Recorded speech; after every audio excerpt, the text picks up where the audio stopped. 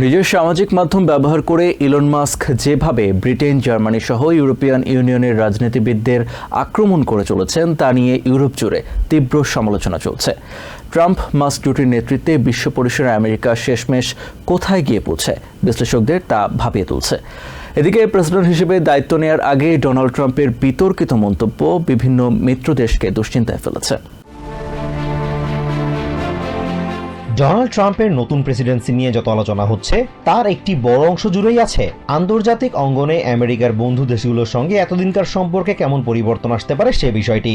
দায়িত্ব নেওয়ার আগেই গ্রিনল্যান্ডকে আমেরিকায় অন্তর্ভুক্ত করে ফেলা কিংবা কানাডাকে 51তম স্টেটে পরিণত করার কথা বারবার উচ্চারণ করে ট্রাম্প পরিস্থিতি এরই মধ্যে বেশ ঘোলাটে করে ফেলেছেন।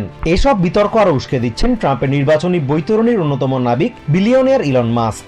আমেরিকার পরীক্ষিত বন্ধু ব্রিটেনের বিরুদ্ধে এমন সব সমালোচনা তিনি করছেন যে সে দেশের রাজনীতিবিদরা দাবি করছেন আমেরিকার রাষ্ট্রদূতকে তলব করে ব্যাখ্যা দাবি করার। সম্প্রতি ডানপন্থী দ্য রিফর্ম পার্টির নেতা নাইজেল ফারাজকে সরাসরি কোনো কাজে না বলে দেওয়া, তারপর সরাসরি ব্রিটিশ প্রধানমন্ত্রী কিয়ার স্টারমারকে একজন ব্যর্থ মানুষ বলে আখ্যা দেন। এক যুগ আগে চিফ প্রসিকিউটর হিসেবে একটা শিশু যৌন কেলেঙ্কারির সঠিক সমাধান না দিতে পারার কারণে একই সঙ্গে এক্স পোস্টে নিয়মিত মাস্কের নিশানা হচ্ছেন আরেক ব্রিটিশ মন্ত্রী জেস ফিলিপস। আর তাই ইলন মাস্কের এমন সব তৎপরতাকে সরাসরি সীমালঙ্ঘন হিসেবে দেখছেন ব্রিটিশ প্রধানমন্ত্রী।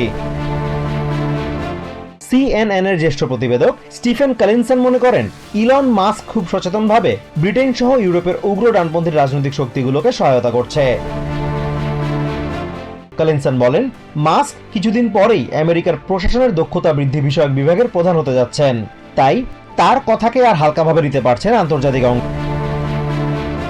কিছুদিন আগেই জার্মানির চ্যান্সেলর ওলাফ শলজ নাম না নিয়েই সতর্ক করেছিলেন কোনো সামাজিক মাধ্যম জার্মানদের মধ্যে বিভক্তি তৈরি করতে পারবে না। শুধু শলজ নন, জার্মানির অনেক রাজনীতিবিদই মনে করেন সেখানকার আগামী জাতীয় নির্বাচনে মাস্ক অনেক রকম প্রভাব তৈরির চেষ্টা করছেন।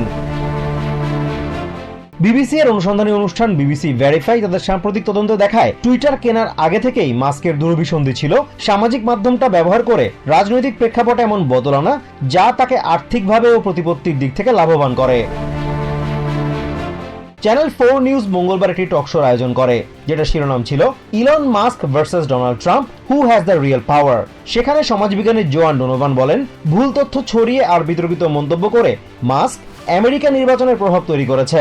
এখন ঠিক একই কৌশল সে প্রয়োগ করছে ইউরোপিয়ান ইউনিয়নের ক্ষেত্রেও। Azimur Rashid Kanak, TVN 24 news desk. New York থেকে সম্প্রচারিত TVN 24 টেলিভিশন বিশ্বজুড়ে বাঙালির কণ্ঠস্বর।